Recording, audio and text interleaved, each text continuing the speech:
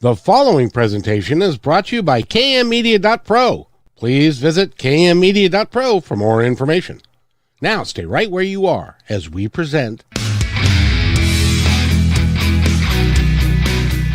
Welcome to Positive Talk Radio, evolving ideas one conversation at a time. Great guests, dynamic stories and interviews, plus new thoughts on a wide range of topics and concepts. I hope that you'll hang with me, Kevin McDonald, my friends, and of course, you. As together we work to understand why we are all here and what we can do to make our world a better place for all of us. To be happy, be kind, and live in peace together. Yep, that's Positive Talk Radio.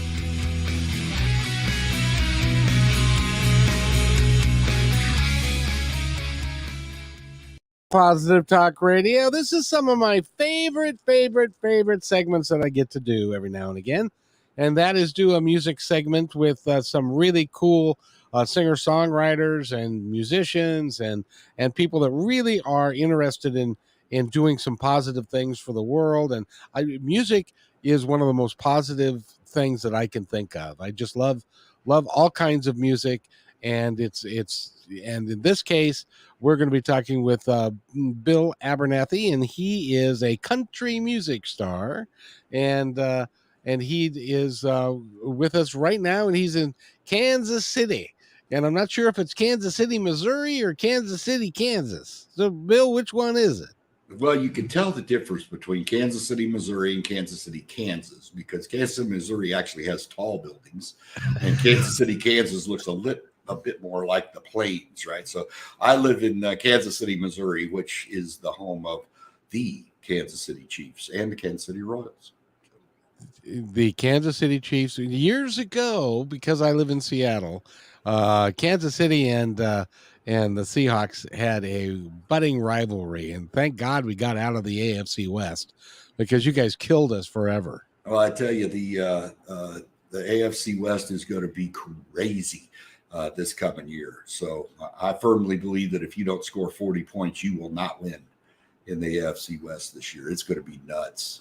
So you're getting one of our favored children. Exactly. Yeah, he gets to come and step up and play with the big boys here in the AFC West. So, yeah, expect that. So you can put me down for this, Kevin, and if it doesn't come to fruition, I'll buy you dinner sometime. But there will be a 100-point game in the AFC West this year.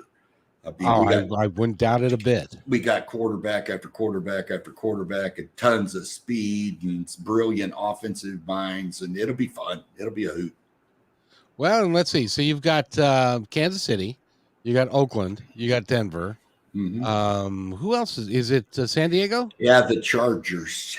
The Chargers. So yeah, they got this kid named Herbert, who is he's phenomenal. He's so much fun to watch.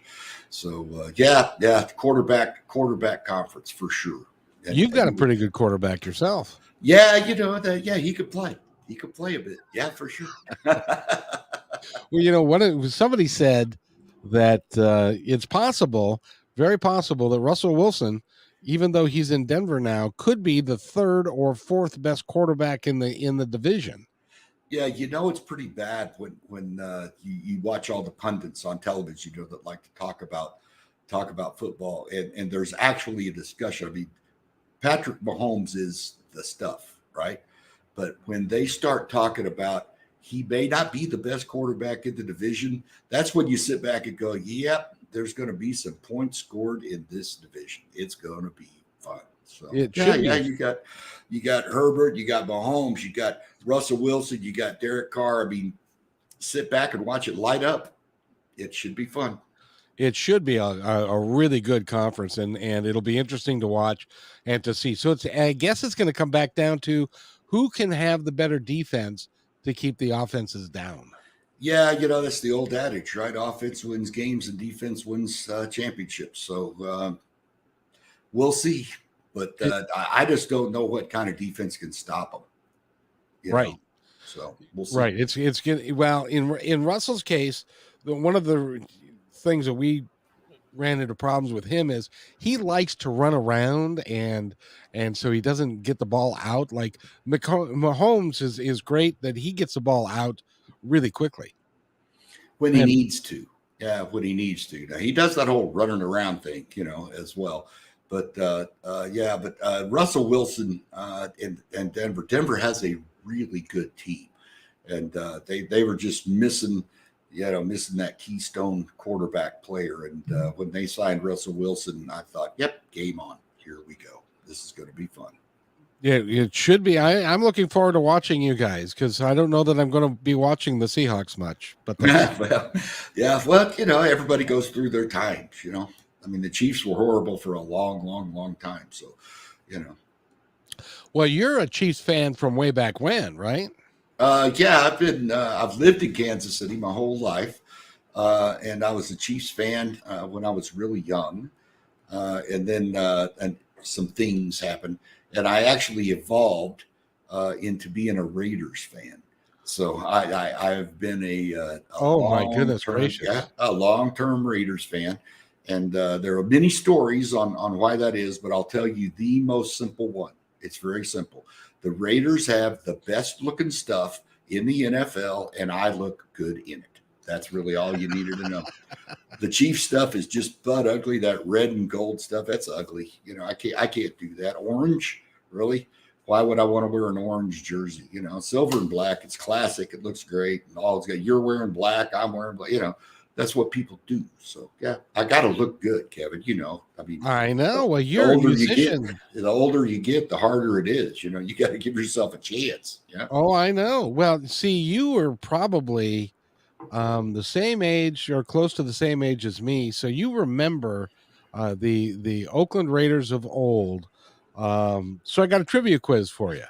Real quick question for you. Okay. There was a guy who played for the Raiders that one particular year would come off the bench and throw touchdowns and then kick the extra point. Who was he? Oh, it's George Blanda. Really? That's all you got? You got to come more than that. Come on, man. Come on. Yeah. Well, just a real quick story. When I was growing up, we didn't have a football team here in Seattle. And so one year at Christmas, I got my parents gave me a little kid's uniform, and they had the shoulder pads and they had the helmet and everything, and it was the Baltimore Colts. Yeah. So I became a Baltimore Colts fan, and I will never forget the time when the Colts were playing the Raiders in the championship game, and Bubba Smith, who was at that time a huge man at 6'8", and I saw him just it was like Godzilla coming down on somebody because he tackled Daryl LaMonica, who was a quarterback at the time, yep. and hurt and knocked him out of the game and stuff. But yeah. But they had some real rivalries back then. Yeah. Speaking of Daryl LaMonica, the Mad Bomber, he passed away just in the last few days. So you're kidding me? Yeah, he passed away. I think it was last week. But another Raider legend. But he was actually one of the reasons that I liked the Raiders, because he just dropped back and chuck it. He just throw it as far as you can. Somebody run underneath it. It's great. It's fun football. Yeah, with him and the Snake. And, Kenny Stabler and he's passed on too. I think. I got to tell you, Bill. The problem with getting old is people that are your contemporaries are just 5 or 10 years older than you, or are starting to go, and it's like, holy shit, what does that mean?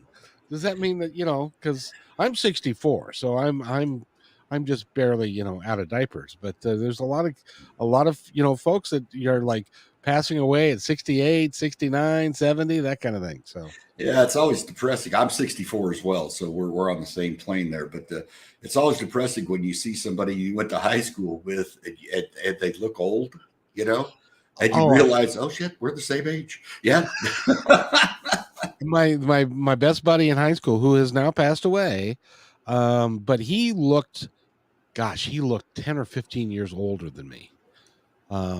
At this point in time, it was really it's weird, this whole thing. But this this human adventure and this getting old stuff, it kind of sucks. So So, but I'm glad that you're still, you're retired now, you're working at your craft, you're playing a lot of music, and you're having a good time. That's what life should be about, don't you think?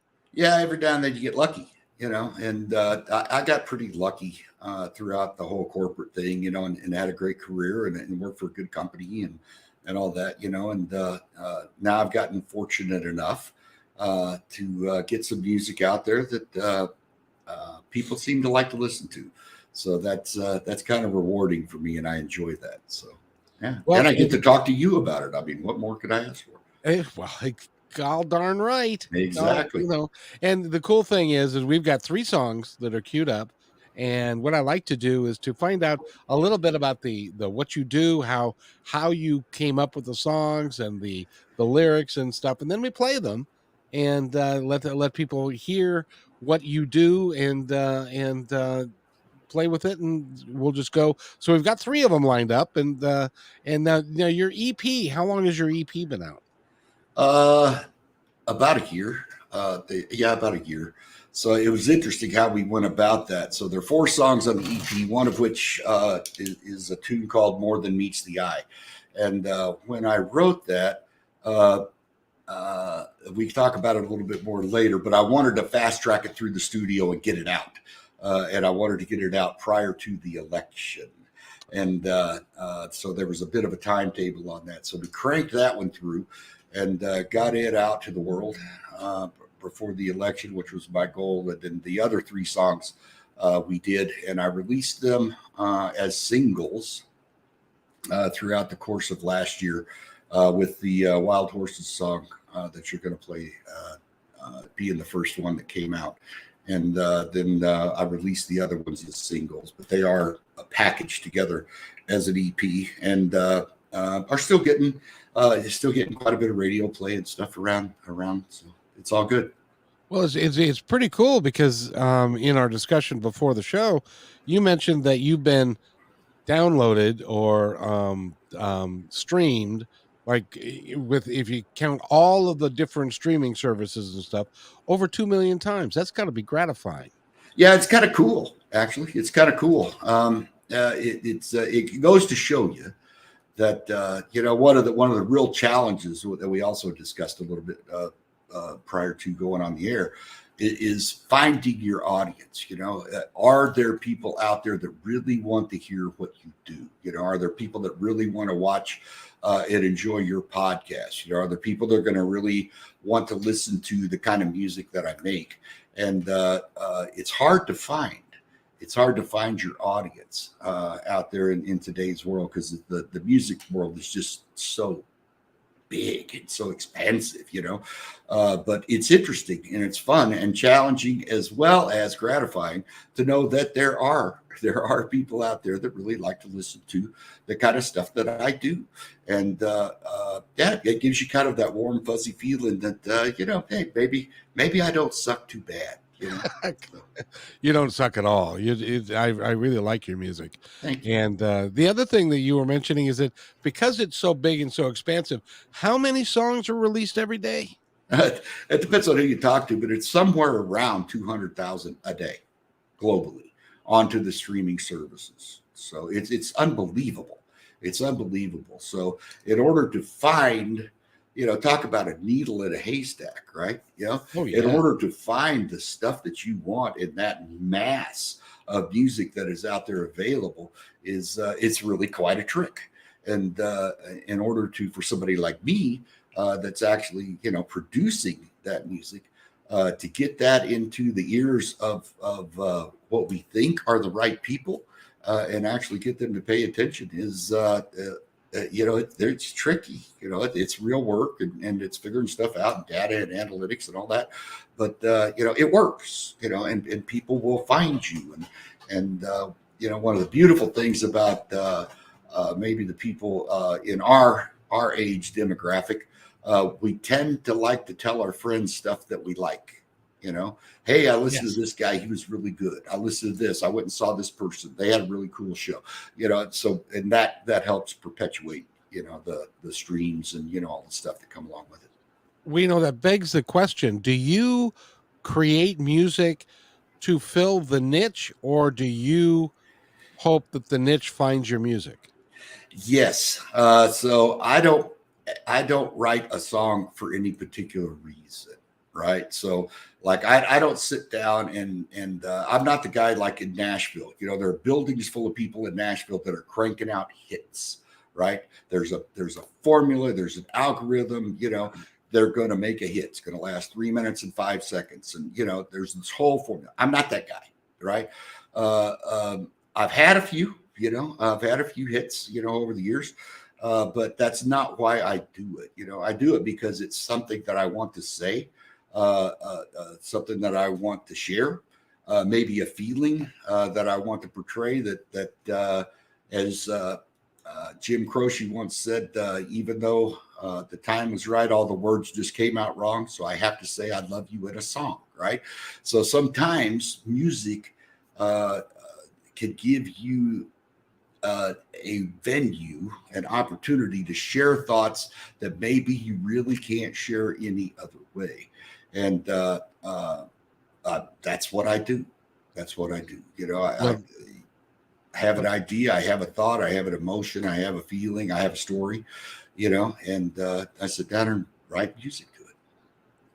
I can't think of a better vehicle for getting the words out about what you would like to talk about than music, because, you know, if it's in a poem, that's got kind of an audience, sort of, maybe a little bit, but only if people buy a poetry book or whatever. Yeah. But music is a international language that everybody understands. Yeah. Yeah. And how many of us just constantly have music on, right? You know, Oh yeah. you know, oftentimes you're not even listening, you know, it's just on, right? It's in background noise. I remember a story for you. I was driving to Utah back in the corporate days. This was several years ago. And I was driving by myself, just driving down the highway, boring old I-70, flat, straight, nothing, you know. And I had some music on, some, you know, Sirius radio or some station, you know, that was just on, playing kind of the style of music that I like. And I was actually thinking about what I had to do that week at my real job, you know. And all of a sudden I kind of went, well, I really like that. And I looked over and turned the stand, and it was me. It was the first. It was the first time. No wonder I liked it. Right? There's some vanity there, but it was the first time I'd ever heard my songs on the radio, and it happened just randomly when I wasn't even looking. I wasn't even trying. You know, so music could do that. It can really put you in a good place. So. Well, that's got to be phenomenal when you turn on the radio and you're hearing your song come out of the radio. Yeah, it's a different feeling, right? Because, you know, you'd put all this work into it, you know, because there's this real work, you know, to write the song is a bit of work, you know, but the recording process, you know, and all the stuff, you know, that's real work. And you listen to it a bajillion times and, you know, change this and change that and tweak this and tweak that. And all of a sudden, you know, it gets to a point where it kind of goes and you like it, you know, and then you throw it out. And invariably when you hear it on the radio, randomly, like I did that particular one, you kind of go up that I remember when we did that. Oops, you know, there's a mistake there. Nobody will notice that but me, but I know it's there, you know. So yeah, it's a moment. It's a moment. It's fun. Well, and the first song that you released last year was 1,000 Wild Horses, right? Yeah, it came out after More Than Meets the Eye. So the first single that came out as the official EP release was a tune called 1,000 Wild Horses, which is something that I do on all my albums. You know, I'm not the only songwriter in the world, and I'm certainly not the best.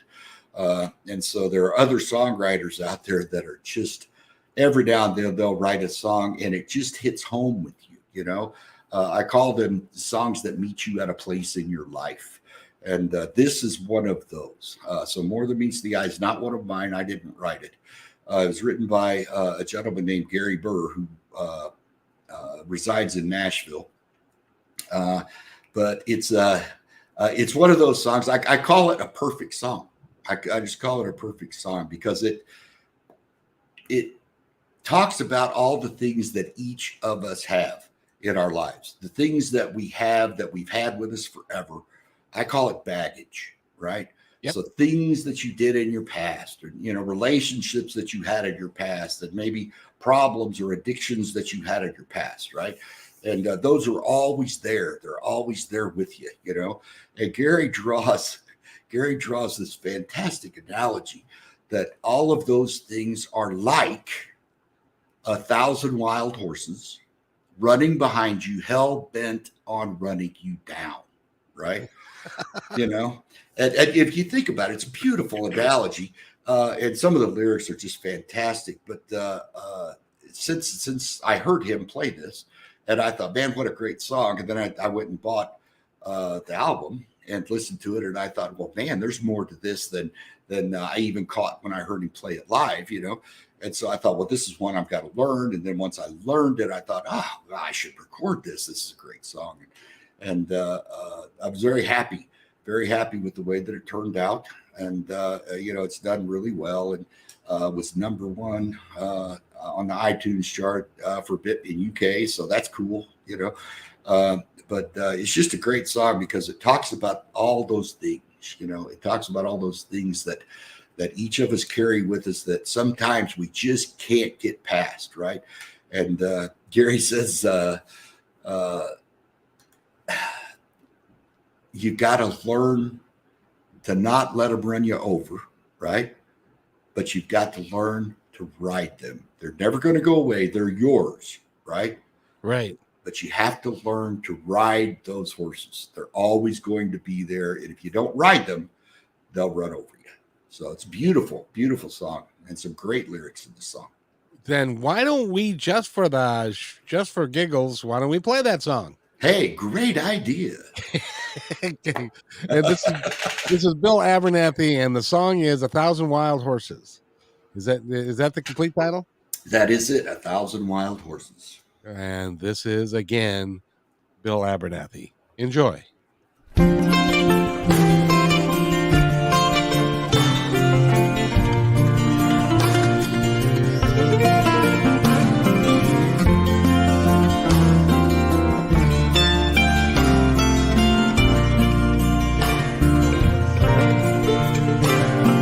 Just when I thought the demons I fought were dead and gone, straight out of the blue, someone like you comes along, and I don't have to turn and look over my shoulder. I already know from the song there's 1,000 wild horses thundering behind me, hell bent on running me down.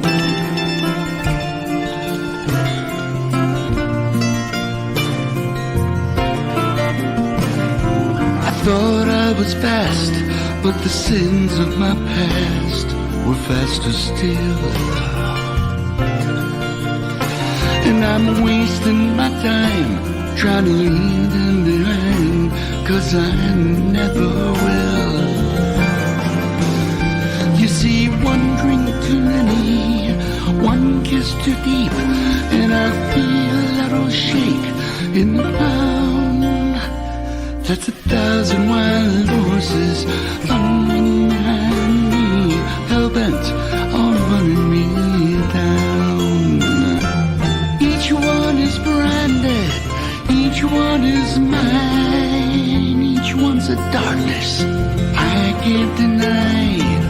I know they're coming, there's no place to hide. I'm gonna get run down, or I'm gonna ride.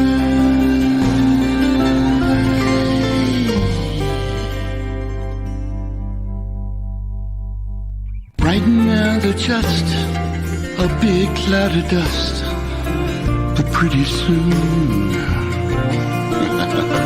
I'm gonna do something stupid like I tend to do, and I let them loose. So if you're thinking that maybe you're the one who could save me, baby, this ain't no merry-go-round. It's 1,000 wild horses thumbing behind me, hell-bent on running me down. It's 1,000 wild horses thumbing behind me, hell-bent on running me down.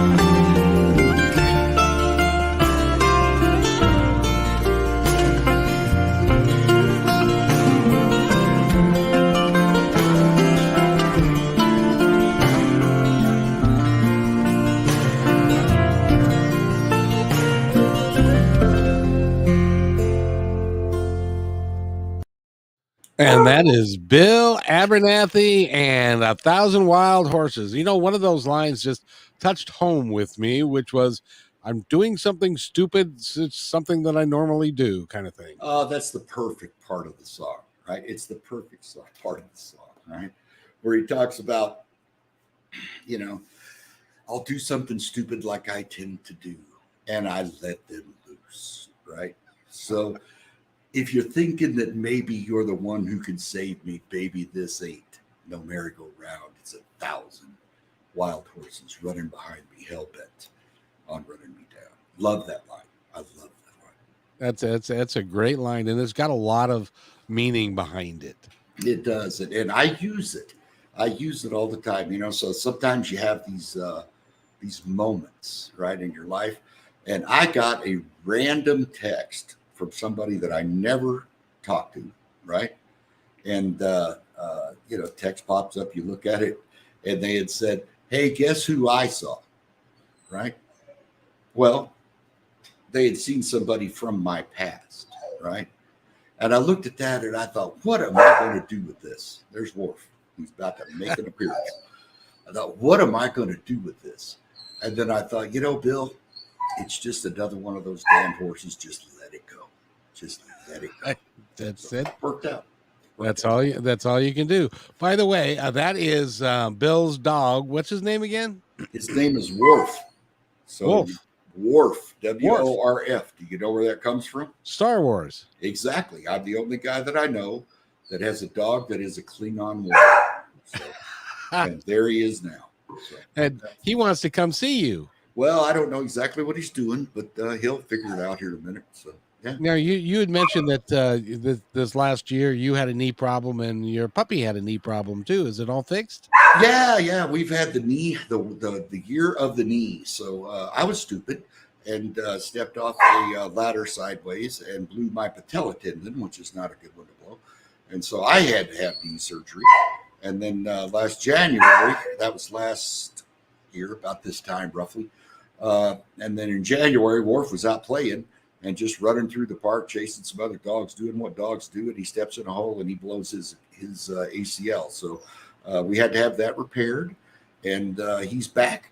And though he's still a little bit out of shape, he's getting there. So life is good. How expensive is it to give a dog knee surgery? $5,800. So go out and download Wild Horses.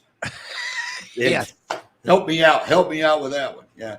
No, it was $5,800, but it was well worth it. You know, he's only about a year and a half old, and he and I do a lot. I like going doing outside stuff, and I particularly like to go hiking a lot. And he goes with me, and you know, so we're up and down mountains and trails and in the woods and out of the woods and all that all the time. So in order for us to continue that kind of lifestyle, he definitely needed to be all fixed up good. So that's what we did. It was very, very, very nice. And I just want to make sure everybody who's listening, who's a little, I believe I called it before the show, I called it seasoned, a little bit more seasoned. Experienced. Yes. When you're getting close or you're retired or you're close to it, you need to develop a system by which you're going to live your life rather than just sit around and watch CNN all day, because that will just drive you crazy. Yeah. So the best thing to do is to have a dog, have a regimen that you take him out for a walk and you do stuff and then you play music and you so your day is full of stuff that you're doing, from the music to getting in on your bicycle and doing all of that. And it's really important to do that, or you're going to get old prematurely, and Yeah. you're not going to have the life that you'd like. Yeah, but you can multitask during that, Kevin. Right. Yes. So I have one of these, Peloton bikes, that I ride for a couple hours every day, right, in the morning. And so what I do while I'm doing that is I watch the news on television, and I've found that my stats for my workouts are much, much better because my heart rate's a lot higher while I'm watching the news. So, it's all about data manipulation at that point, right? Exactly. But it gives you something to do, something to look forward to, and also, so you're riding your bike a couple of hours a day, and you're taking your dog for long walks and stuff. You must be in pretty good shape for an old guy. Well, my doctor says that I am, but when I do, yesterday I was helping a friend clean out a storage unit, right? Oh, That had my been favorite thing. And it'd been there for a bit, and concrete all day long, lifting, toting, packing. When I got up this morning, I thought, yep, nope, doctor's wrong. I'm not in that good a shape. I need to get back on it. So, yeah. Well, I think it's great that you're doing that, and you're still performing. And now that COVID is it's not gone, and I don't know that it'll ever be gone, but it's controlled enough to where you can go in front of a crowd again.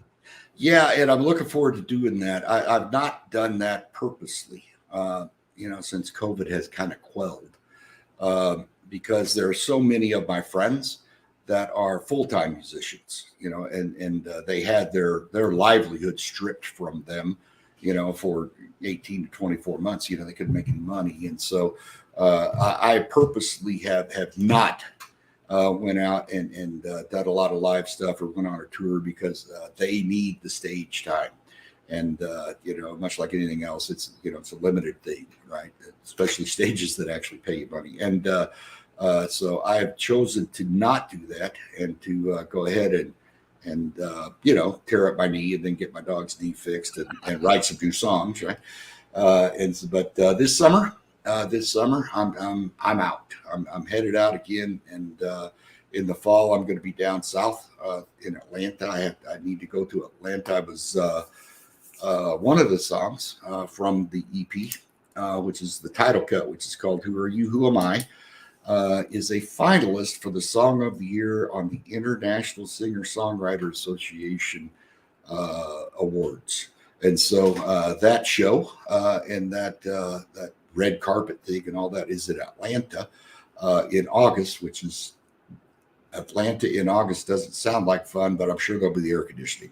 But so I'm going to go down there for that thing, and that'll be a hoot. Those red carpet things are always kind of fun. You get to meet a lot of people and all that, and I'll do some shows, kind of down and back, so. So have you been on the red carpet before? Obviously you must have been. Yeah, I've won a few. I've been nominated for a lot of stuff, and I've won a few. I picked up a few, this and that from time to time. So it's kind of cool. It's kind of fun. I've actually, been nominated for Grammys, but you don't get past the first list, right? So in the Grammys, it's a process, right? So there's a first list, right? And then you make it to that first list, which I've been on that first list a few times. And then the next list is really hard to get on. And I actually got on that one once. And then the next one is the ones where you get to go. And, they tell you that you didn't win because, it's a group that always wins. But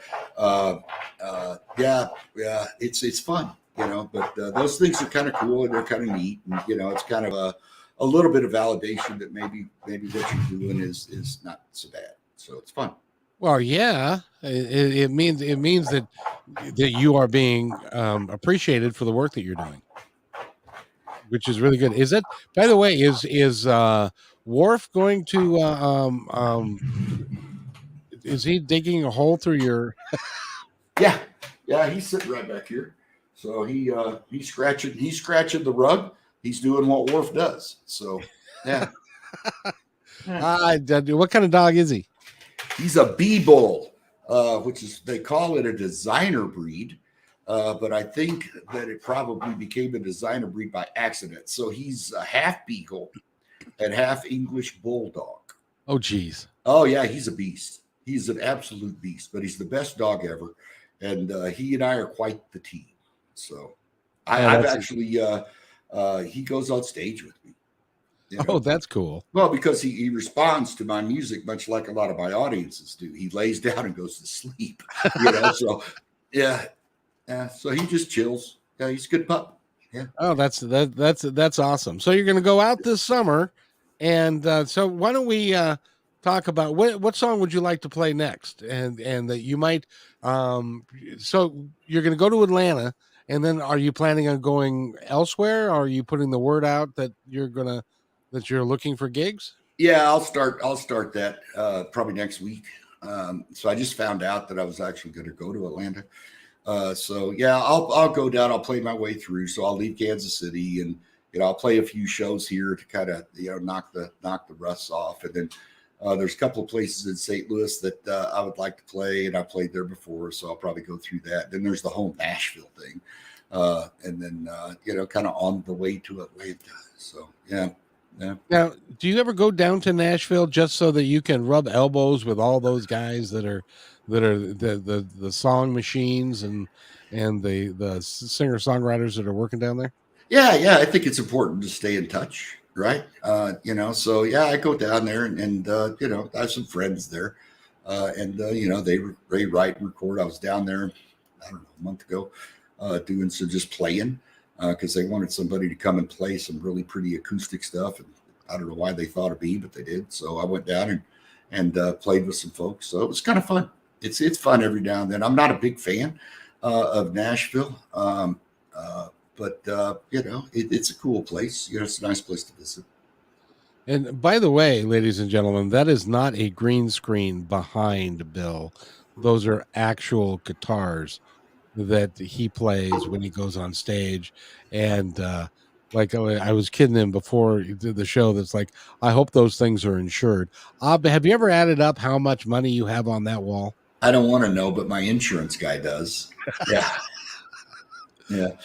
I actually set out when I went on the tour of 2020, the one that I got in, I called it Living the Dream Denver, and went through 6 states, and it was all solo. So that's my favorite way to play. I love to play solo, and it was all solo. It had some really cool shows, and I played in Houston and Austin and New Mexico and Denver and Vail and all these places. But I loaded up my guitars, which I took 4, which was hard for me to break it down and decide to only take 4, and then the other stuff that you have to take.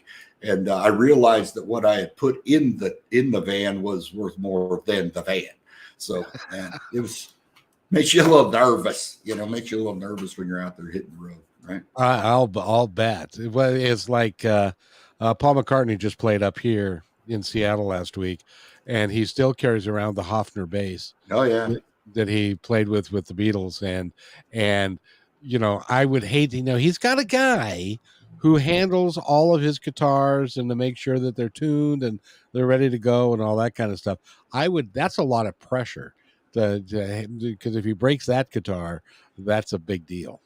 Yeah, it's always fun for me. I was playing in on that tour. I was playing in a place. It was in Colorado. I don't recall the name of the town, but it's a cool place, kind of a dinner theater gig, and I was doing a concert and to set up all my stuff and set up my guitars and make sure everything's okay, and then you go take a break and get something to eat or whatever, pre-show. And I noticed that there were several people that were getting awfully close to my guitars, right? And the cool thing about it was there was a dude, the sound guy that was there. He walked up and he said, "Don't even think about touching those guitars," right? And there was a kid, you could tell he was a kid. I don't know. He's probably 16, 17, and he was fascinated because, my guitars are, they're a bit like us, right? They're a little old, right? Yeah. And, they're a whole lot like me. They're old and they're, they've got a mark or two on them. They're certainly not pristine. But they do their thing. Each one of them has their thing that they do really, really well. And this kid was looking at one in particular, and so after the show, he came up and asked me about it. So I sat down with him, let him play it a little bit. So it's a good thing. It's good. That's very nice of you. Well, I made him wash his hands first, but yeah, other than that, yeah. Oh, that's great. Well, what song would you like to talk about next? Well, let's have a little bit of fun. The Horses song is such a great song, but it's kind of one of those reality songs, right? Yes. So let's have a little bit of fun. On the thing the EP, I wrote a song called "The World's Foremost Authority on Everything." Okay, and so this is a great song. I had fun with this. I still laugh actually when I listen to it because it also hits home. Because we all know that guy. We all have that uncle, right? Or that friend, or that brother, or if you don't know if you don't think you have one, it may be you, right? That's at the family dinner, and whatever the drama of the day is, right? Whether it's COVID or pick one, right? They are now an expert, They are an expert, and they know far more than anything that you can research, far more than anything you can see on TV, far more than the experts, And I worked with a guy back in the day, long time ago, right? That was this kind of guy, okay? And I was sitting in the break room. I was working midnights. This is when I was pretty young. And this guy came in, and he was a good dude. He's a really nice guy, but this guy was full of it, but it doesn't take long for you to realize that, but Right. He was full of it. And he was telling me a couple of stories, but the one that really jumped out at me was how he had been hunting, right? Deer hunting or something, with his bow, right?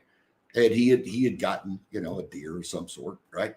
And he was bragging about it. And I said, wow, man, that's pretty cool, that you could go out with a bow. I mean, that's like back to Native Americans and, the way things should be before we developed a way to kill things from a mile away. It makes sense to me, that would be more of a sport, right?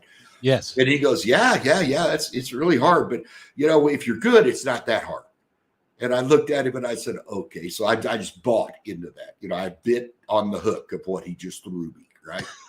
And within 15 minutes, he told me how he could hit with his bow and arrow a matchbox, right, at a quarter mile with his bow and arrow, right? And I'm going, because I'm going to facilitate this. I'm going to feed it, keep it coming. And he said, yeah, on a really, really still day, I could hit it at a half a mile. Well, hell, I can't even see a half a mile, And so, these guys exist, and they're fun and they're entertaining and everybody has them in their family, and when I was thinking about this, and I thought, well, I called that guy the world's foremost authority on everything, because there was nothing you could discuss that he didn't know more about it than you, just period. That's who he was, right? And of course, you knew he was full of it, and it was entertaining. But sadly enough, I think over time, people actually start to believe that, believe their own stuff, which is a little scary. Well, I did watch the news today, so it's evidently more prominent than what we think. But anyway, I shouldn't have said that. But so I thought, well, how am I going to write this song, right? And then I wrote it out, and I started telling stories, and I'm looking at this, and I'm looking at that. And I decided that I wanted to write a pure country song. Okay, so you introduced me as a country guy, right? And everybody does, but we've had songs that have been on the country charts and the rock charts and the folk charts and the Americana chart and all Sure. that. So you have to put somebody in a box, and so that's what it is. Well, I thought, I've never done a pure country song. And so I'm going to write a pure country song, to the point, Kevin, that I even played a banjo. There it is in the corner. Yeah, there it is. I went and got a banjo, remembered how to play it, okay, from a long time ago, right? And we wrote the world's foremost authority on everything. And we recorded it in a manner where it kind of sounds like you're sitting on the front porch, at Thanksgiving dinner, right?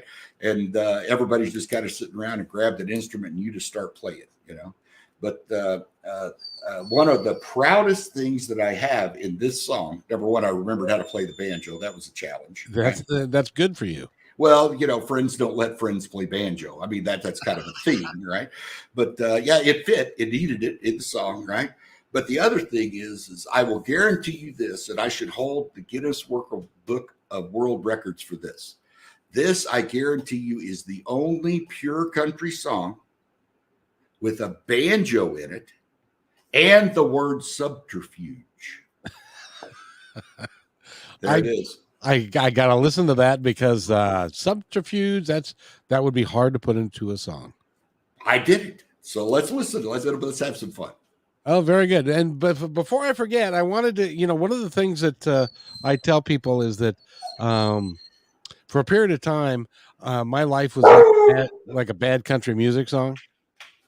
So so I would love for you to write a bad country music song about my life. My dad died, my dog died, I lost my house, my wife divorced me, I got to, and all that stuff. That would be a fun project.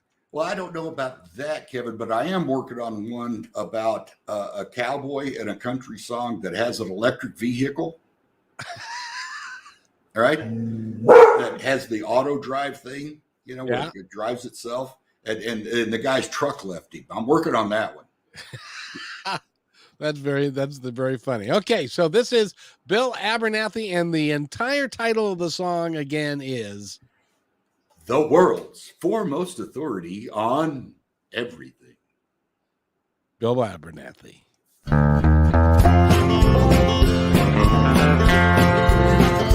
He's the world's foremost authority on everything.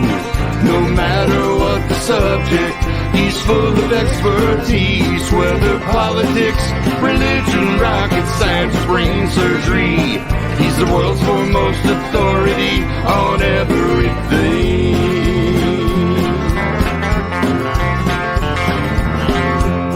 I met him working midnights in a dim old factory, dining in the canteen from that vendor machine cuisine. He'd gathered quite a crowd as he told his storied tales of hunting, fishing, racing cars, and all in great detail. I pulled up a corner seat and I listened with a grin as each tale built upon itself and there seemed to be no end. Each line of his complex web woven together so carefully, describing all his epic tales with wit and such sincerity. He's the world's foremost authority on everything. No matter what the subject, he's full of expertise. Whether politics, religion, rocket science, brain surgery, he's the world's foremost authority on everything.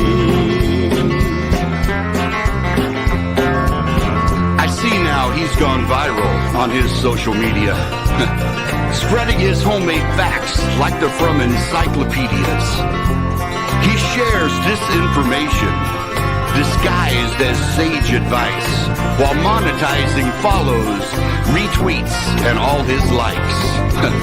But then I saw his website where he shares his end-time tales, his beacon to the world that had long gone off the rails. You too can subscribe and get all his DVDs that teach you how to change your life for one small monthly fee. He's the world's foremost authority on everything.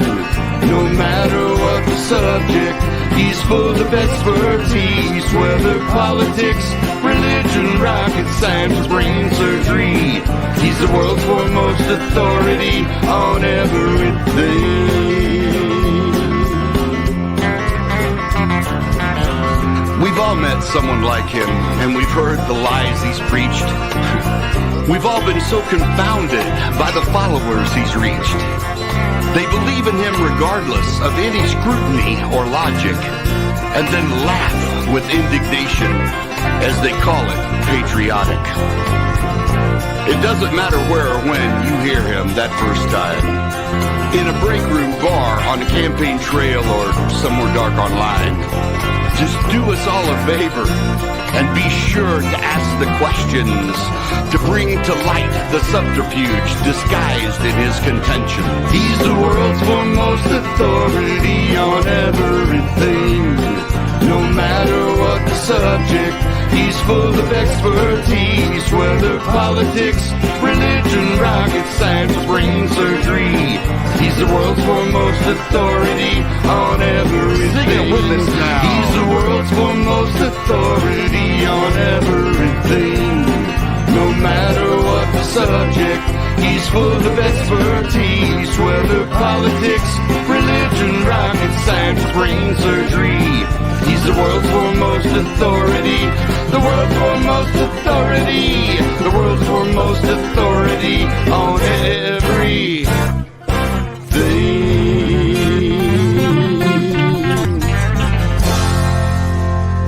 Hell, he doesn't even need Google. That's Ray Stevens that comes to mind. Is A little bit, yeah, a little bit. very much so, like the Streak, and and All those other politically incorrect ones. yeah, exactly. In that thing. That really was that's a fun piece. That's a fun piece. Well done. And I even heard subterfuge. There you go. There you go. There you go. And Yeah. you're right. I never heard that in the song before. Well, there it is. Let's call Guinness. See if I could get in their book. So. Exactly. So by the way, we're talking with Bill Abernathy, and if you want to find out more information about him, you can go to is it BillAbernathy.com? It is. It is. See, you even got your own name in there. That's good. Yeah, I got lucky. I got lucky with the URL for sure. Yeah. Yeah, so that works out really nicely. Now, I'm not going to keep. It's now dinner time, and I think your puppy is kind of hungry too. It's Well, probably, I took the opportunity while you were playing that song to go grab his bucket of treats. So that we've now got the wharf is pacified. So, and it's not, as you can see, it's not a small bucket. So yeah, he's good.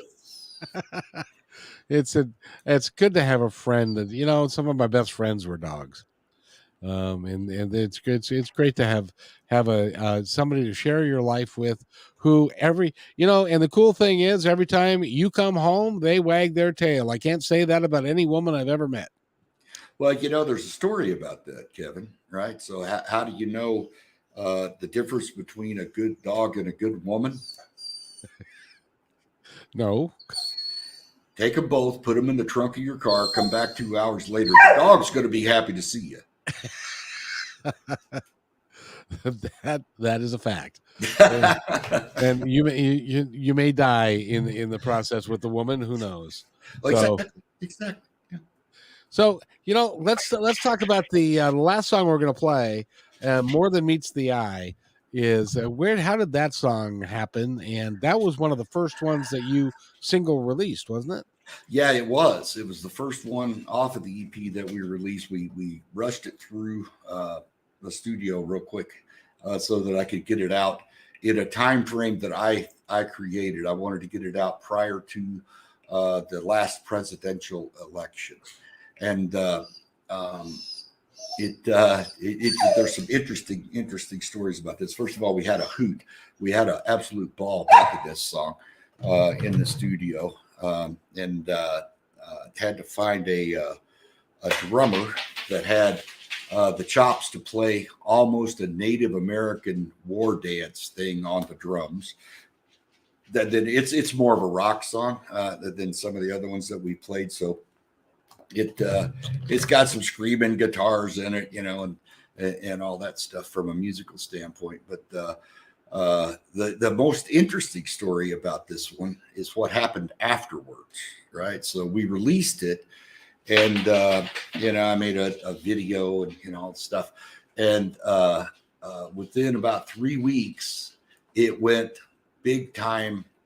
I would assume viral is what you would call it on social media, right? Because everything was so politically charged at that time, right? And there's the misinformation and the disinformation, and nobody knows who they can believe, and nobody knows who's lying, and nobody knows who's telling the truth, and nobody knows what the truth is. And so it really took off. And the interesting thing that I always find about songs, and you mentioned this earlier, we talked about songs that kind of meet you at a place, or a song that'll really, that you kind of own, it means something special to you. That is typically due to the lyrics, right? What the lyrics say, what the lyrics say in the song, and how they kind of relate to that place that you are in your life, Yep. I was talking to somebody else about this, a lady friend of mine, and I said, so if you had a song like that really meant a lot to you at one point in your life, what would it be? And she looked at me and she smiled and she said, Meatloaf's Paradise and the Dashboard Lights. And I went, okay, I don't want to hear any more of this story. Let's move on, right? But you have those, right? And lyrics are a big thing for me. The music is fun, and I enjoy making the music, but really I use the music to accentuate the lyric, right? Because if I don't have anything to say, what am I doing? Why even write a song? Exactly. So I wrote this one, and it's a statement about what was going on during lockdown, during COVID. Where we all were, how there was so much information on the entertainment / news networks, right? That was so different, so I'm a bit of a news freak, and I own that, right? But I do have a rule that I change channels every 15 minutes. Okay? Oh, that's a good rule. Yeah. And so you get this array, right, of different perspectives on things that are happening. And of course, then you get one station's got something huge is happening and nobody else is talking about it. Anyway, you could go on and on and on, right? You all know, right? Oh, yeah. So it became fascinating to me. And I thought, well, what, if everything is so different, right? And everybody's perspective on everything is so different, and everybody's take on everything is so different, and everybody's talking points, right? The famous talking points, that they have on stations, right, are so different. How could that be the real deal, right? I used to work with a guy who was a brilliant mathematician, and thank God he worked on my team, because math ain't my thing, right? And he was, brilliant mathematician. And we were into the weeds one day in something, and we couldn't get there. We just couldn't get it figured out, right? And finally, he looked at me and he said, Bill, let's just take a step back, right? And we all know the old adage, you can't see the forest for the trees, right? Well, I did that. I took a step back and looked overarchingly at all the stuff that was going on, within the country and in society, and all the politics, and, all the stuff that was going on. And I thought, there's no way that it's just this simple. There's no way that what's going on is just what they're talking about on television, because they all talked about different things. Right. And so there was no clarity, and so I thought in the back of my mind, Bill, there's got to be more to this than meets the eye. There's got to be something going on. I'm not a conspiracy theorist, right? But there's got to be more than what we were being told, right? And so I wrote the song, right?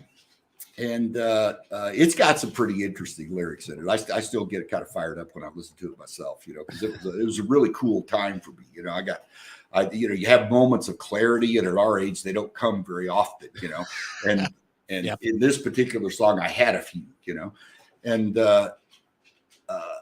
after it came out, and everything, social media was nuts, and I was getting all these kind of comments, and so I had to go through and kind of scrub them a little bit, because at that point in time, people were really, really fired up, and they would say really, inappropriate things and use really inappropriate words, right? So, I don't really want, a whole lot of cuss words and F-bombs on my social media page. No. Right? So I had to go scrub, right? But this is what the interesting thing that really got me intrigued about how people and how we as a society interpret things from our own knowledge base, right? So I turned out this song, you're going to play it. And about a month later, I got 2 calls, right? I got one call from a television station, a television network station, somebody who you would know their name, right? Right. Who was kind of maybe on what I call the ridiculously radical right side of our politics, right? And they wanted me to come on their show and talk about this song because they were absolutely sure that the lyrics of this song really explained their point of view, right? Right? And so I had this discussion with them, and I thought, well, this will be interesting, And I said, well, what exactly do you think this means? And they said, well, it means this. And I said, you got to read it again, 2 days later, I get the same call, right? From somebody on the exact polar opposite political side, which I call the ludicrously liberal left, right? Who wanted me to do the same thing, to come on their show, because this song was really, really, really has captured the essence of their belief system, And again, I had to walk them through the lyrics. Now, you explained to me where this has anything to do with left and right, because it doesn't, right? It's the overarching take a step back look, right? And so I think I mentioned a pre-show to you. I have no idea how much money that cost me, but I couldn't do that. I couldn't do either one of them because, number one, I don't adhere to their particular beliefs. And secondly, I certainly didn't want them to use anything that I created as a branding or as a misbranding, a misinterpretation of what I actually was saying. So that's a fun time. Which it would have been had you in either case, because they had decided what it was going to mean, and they weren't paying attention. Exactly. Yeah. That whole reading and comprehension thing seems to be a challenge in our environment, right? So yeah. And that is one of the issues that we have is that we tend to, and there's so much of it out there now, we tend to only watch, and I love the fact that you change the channel every 15 minutes because people tend to watch shows and channels that they agree with. Yeah. And they don't look at from a critical eye. They don't look at what some other points of view are but so now it used to be you could get that from the same channel. You can't get that anymore. Yeah, no, and how could I say this? So I played this song live a couple of times, right? And the way that I introduced it was, I would like for everybody to listen to this, right? And I want you to understand that I have no intentions of telling you what to think, right? But I will challenge you to think, right? Don't just sit back and open your mouth like a little bird and have somebody feed you, right? Use what you've been given. Yeah, use what you've been given. As my dad used to say, if you think first, the rest will come easy, Yeah. Use what you've been given and do some analytical thought, right? So it's I had a lot of fun with this song, and I tend to like to. I had another song on the Find a Way album that's called "Cry Wolf" that actually was the same way, only this one went well beyond, right? But I think that it's important in today's environment that you kind of look at all these different inputs, right, that you have, whether they be a news guy or a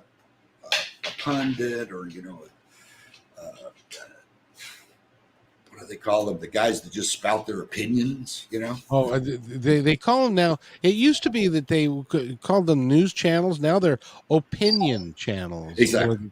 Yeah. They've got these hours of the day where it's not news, it's an opinion. Yeah. And it can be based in no reality at all. Yeah. Because it's their opinion. They can say anything they want. Yeah.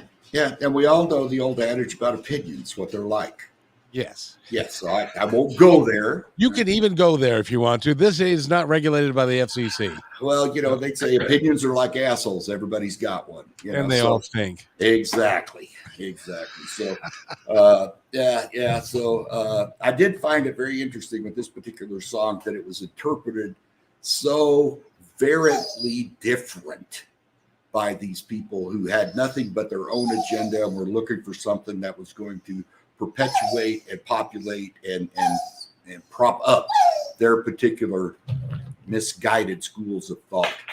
Yeah, there you go. It's almost like you get two guys who read the same book and they come away with completely different meanings to it. Yes, and that's beautiful, right? See, to me, that's beautiful. That's the sign of something that was well written, right? Yes, because it made you think, right? And we're all going to, because we're humans, right? We're all going to read something or hear something, right? And we're going to interpret it that based on our base knowledge, right? Based on our life experiences and based upon our imagination, right? Our imagination is a huge thing. Like everybody's imagination is different, right?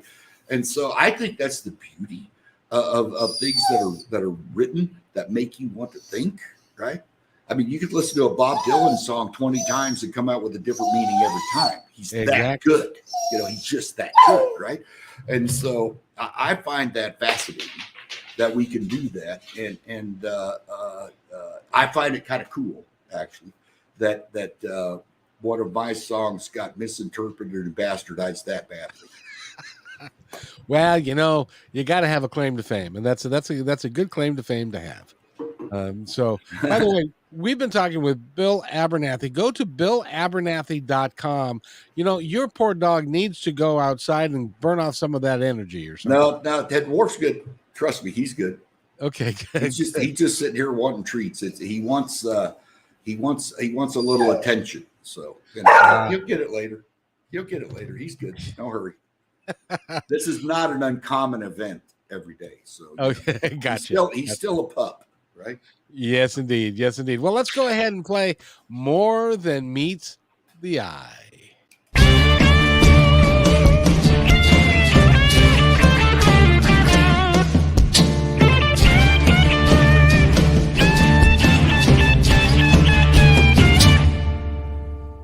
There's more to this than meets the eye.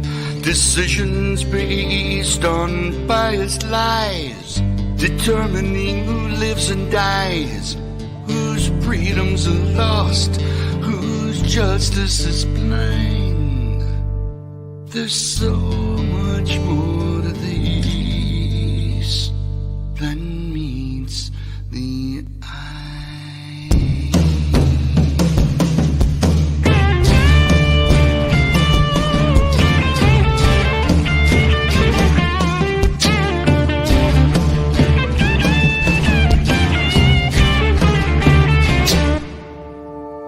Happening around us, it's so real, so very treasonous. When the truths we hold so dear are cast into shadow, the rose-colored glasses adopted by the masses shade the truth, compelling all just to follow. The facts is there reported, so biased, so distorted by those who are paid to fabricate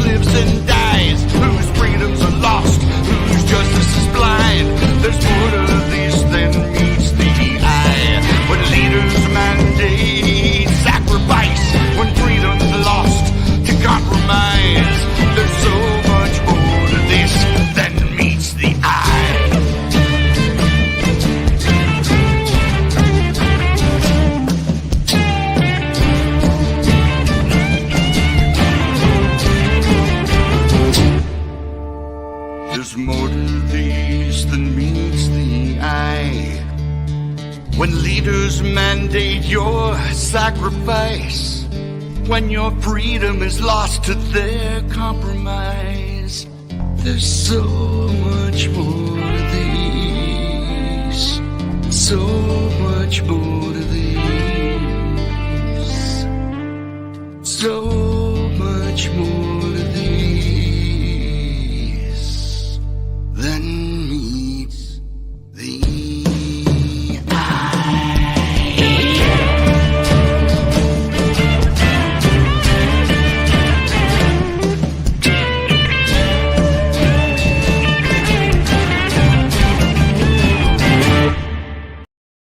And that's Bill Abernathy. I get it now. I know why.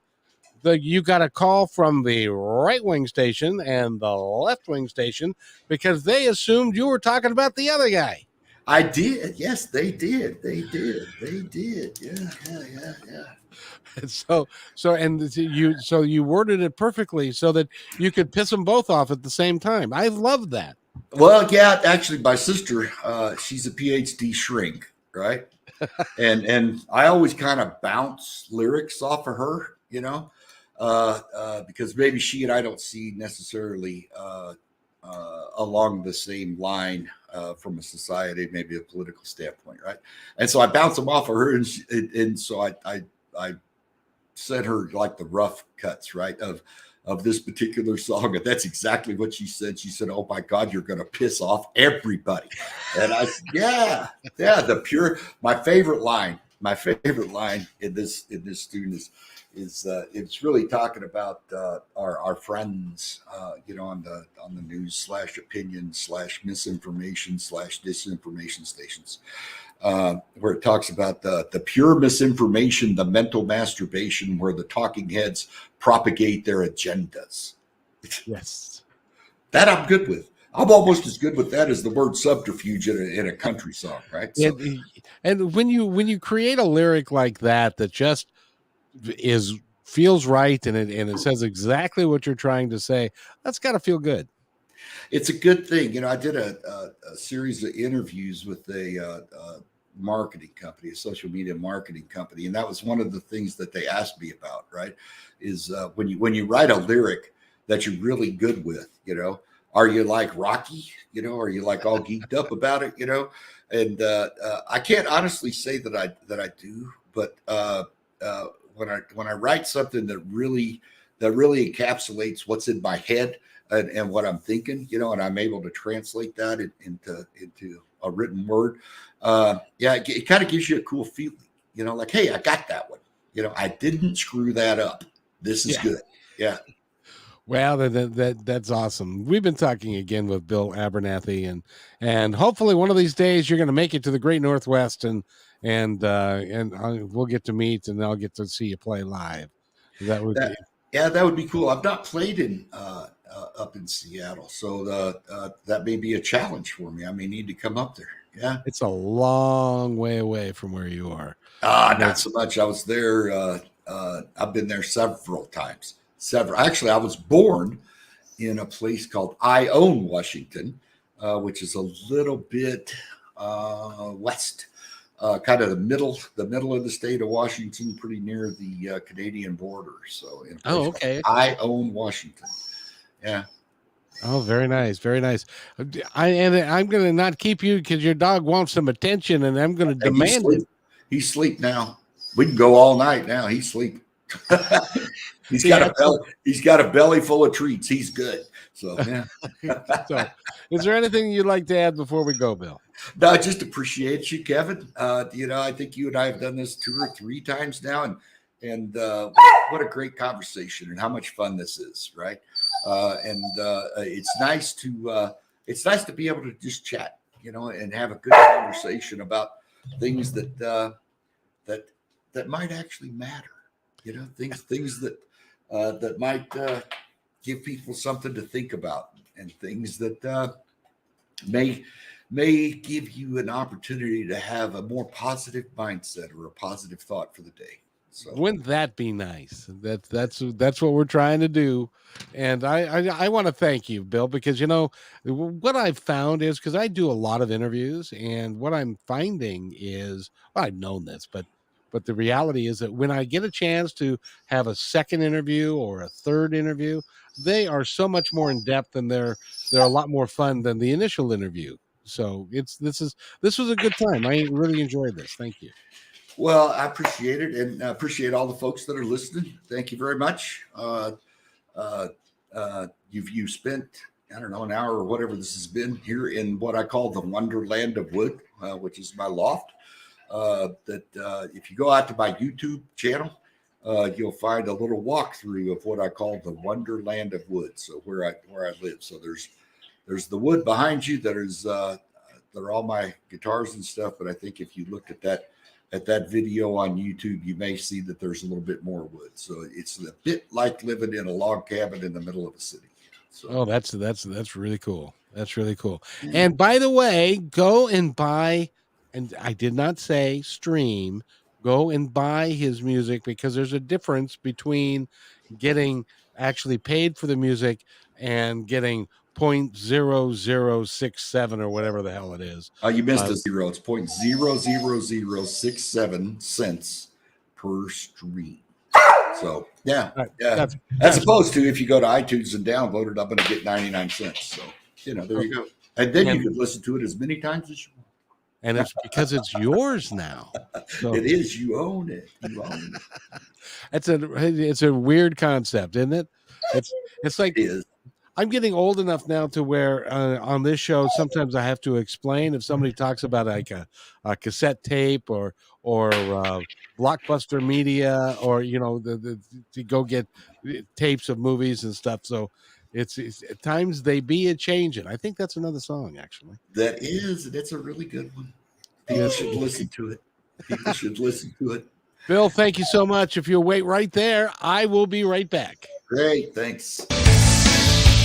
Thanks for enjoying this episode all the way to the end. Please give us a like and subscribe to this channel.